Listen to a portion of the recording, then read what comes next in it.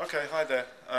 My name is Tobias Mayer, and I'm a Scrum trainer and an innovations games facilitator from time to time. This is an innovations game, Speedboat. It's one of the games put together by Luke Hohmann in his book Innovation Games, and Luke and I have worked together on and off over the years.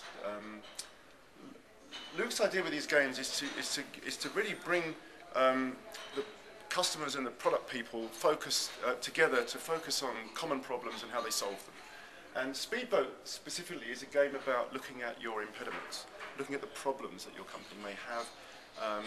That's all it's about. It's not about solutions. It's a game to identify the problems, and there are many other games that you can play that then take this forward to solving the problems. But the way Speedboat works, and the idea here is that if we think about the product or the organisation that we're working on or with as being something we want to succeed, we want it to move as fast as possible, we want it to be skimming through the water, and yet there are anchors that are holding it back. There are always anchors holding it back.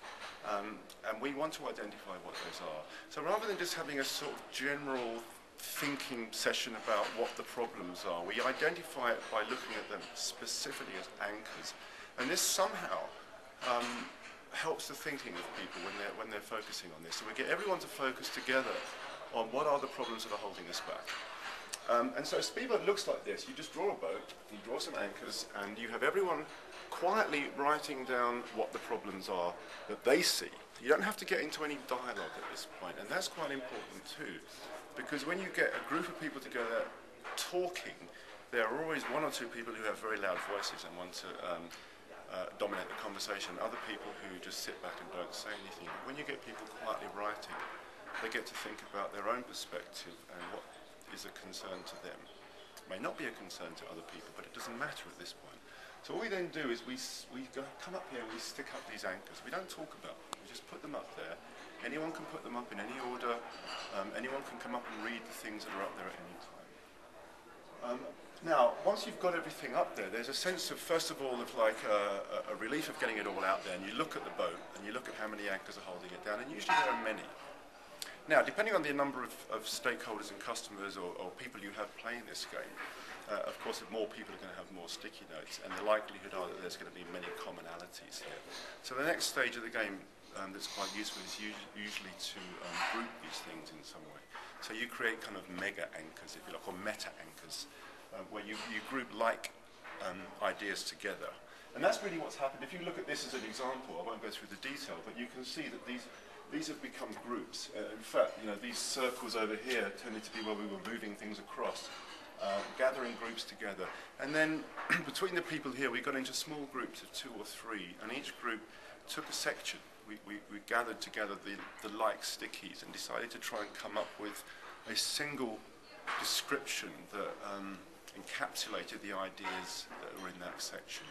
And that helps us to minimize the number of problems that we're looking at in order to allow us to then prioritize them. If you're looking at 100 things, it's overwhelming. If you're looking at 5 things, you get a very clear idea about what's important to work on next. So that was the direction we were going in with this game. And so this bunch of sticky notes here, there's probably 10 or 12 in that list there, became one single sticky note, one single description of the overall problem and what needed to be, not what needed to be done about it, but a clarification of what the problem is. And so we've got a few of those here. These ended up being the key things to focus on. The next stage of the game, of course, would be then to remove all the other stuff and just be able to focus on those few things that are up there. What people try and do sometimes when they play this game is get into solutions, and that's not necessarily the right thing to do. It probably isn't the right thing to do. There are many other innovation games, such as Product Box, which take you to a solution space. And this ties in very much with Edward de Bono's idea of thinking hats, the idea that a group can all put on the same hat and have the same kind of group think. So we're all focusing on the difficulties we're having at the moment, where we're all thinking about solutions together, rather than having half the group focusing over here and half the group focusing over there. So what these games help you to do is to get a group focus onto one issue that we need to talk about. And Speedboat's very good for that, and it's very simple, and it's a lot of fun. Work for us.